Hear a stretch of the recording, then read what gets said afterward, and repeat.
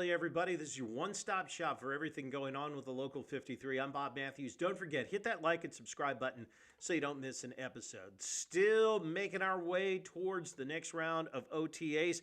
Got a little bit of league news for you and a little bit of news that is going to involve the Commanders pretty heavily during the season. You're going to see them not only on game day, but apparently you're going to be seeing them a lot during the week as well. But let's start with what is going on at the owners' meeting. Big news coming out this week, coming out today actually, is that the owners voted against banning the tush push at the meetings. Tom Pellisario and Judy Batista, the first ones reporting this from the NFL Network. Apparently, the Packers were the ones that put the resolution up for a vote.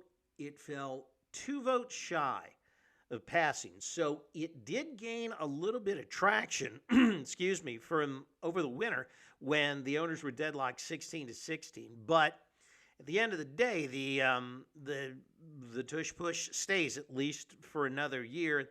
Obviously, that's bad news for the Commanders and good news for the Eagles because they are the ones that are pretty much making a living off it. Nevertheless, I would expect this to come up for a vote again next year. I don't think the owners are through discussing this. And like I said yesterday, I kind of think you need to do away with it.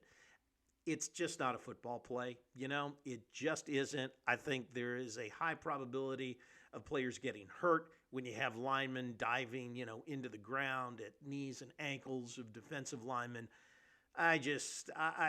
That my opinion and my opinion only, and I think eventually, if not, since it's not going to be this year, I think sometime in 2026, you're going to see it go away. They did adopt one rule change, however, and that is that they are tweaking the Onsides Kick rules. This one was a Diana Rossini report first. Apparently, what it's going to do, the new rule, it'll allow teams to declare an onside kick at any point in the game as long as they're behind. Previously, it was just during the fourth quarter. Also going to take onside kicks from the 34 to the 35-yard line.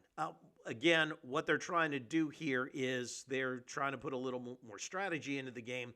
I mean, let's face it, with the new dynamic kickoff rules that an onside kick, there were literally just a handful of them last year that were actually successful. So they're trying to, at least on that side of the ball, excuse me, in that sort of situation, try to introduce a little bit more chance back into the thing.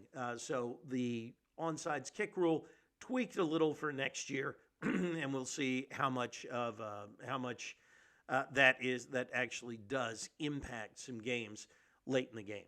So it also appears that the NFC East is going to be on the in-season Hard Knocks, and that means you're going to be seeing a lot of the Commanders, I would imagine, in that program, which means you're going to be seeing a lot of them during the week. Of course, you remember they expanded the series last year by adding that in-season version. Last year they did the AFC North. Apparently, so Roger Goodell announcing that it's the NFC East that's going to be the focus of this year's show. Pretty good idea, I think, to do the East. And why? Well, number one, you've got the defending Super Bowl champions and the Eagles there. You've got the Commanders, a team everybody says, all the experts say is in ascendance. You've got a bankable star in Jaden Daniels there. It figures to be a 2-horse race again for the division title between those two. And then, of course, you have the Cowboys. And the Cowboys are still, much as we all might hate it, America's team. They're a draw. You've got Jerry Jones, who is a walking reality show in and of himself. I think the East is probably the perfect vehicle for it. And to top all that off, you've got the Giants. And what does everybody love to see and just absolutely can't, not slow down when they see it, and that's a tire fire.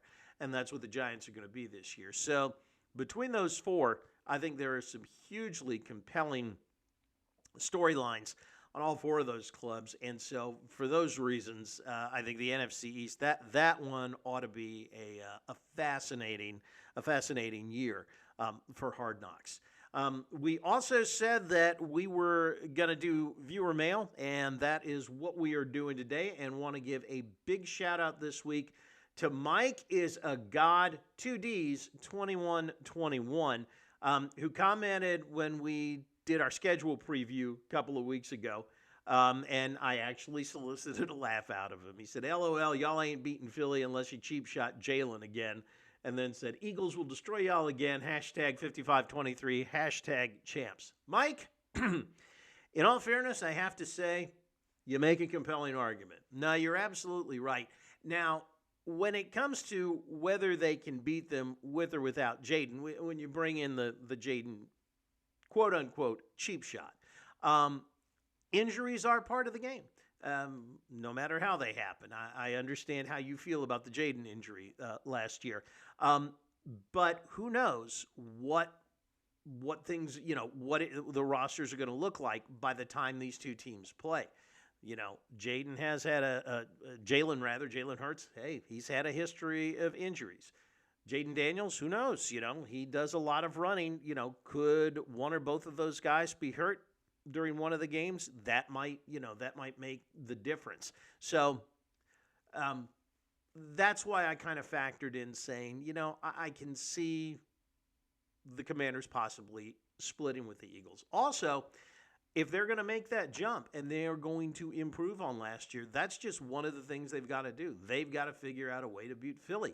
You're not going to be considered making progress unless you knock the big dogs off, and Philly is the big dog. So, and I am betting on, since everything they have done the last year has turned out right, they made all the right moves, I'm just kind of giving them the benefit of the doubt and saying they can take one off Philly next year, regardless of whether it's Jalen Hurts playing quarterback for the Eagles or not. Remember, what the Commanders have done in the offseason, a lot of what they've done, especially on the defensive side, is to make it easier to beat the Eagles, to give them a better shot at beating the Eagles. That's why they drafted Trey Amos. That's why, they brought back Bobby Wagner. They think that, between him and Frankie Louvu, if you do a little bit of tweaking on the defensive line, yeah, I know they let Jonathan Allen go, but they feel like if they shore up the defensive backfield, Marshawn Lattimore, if they can, with him having a full offseason to get healthy, get used to the scheme. I know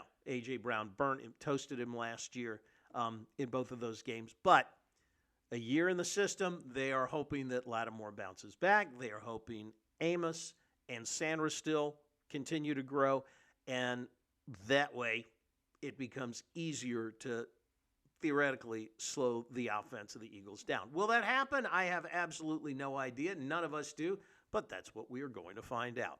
All right, that is going to do it for us. Don't forget, hit the like and subscribe button.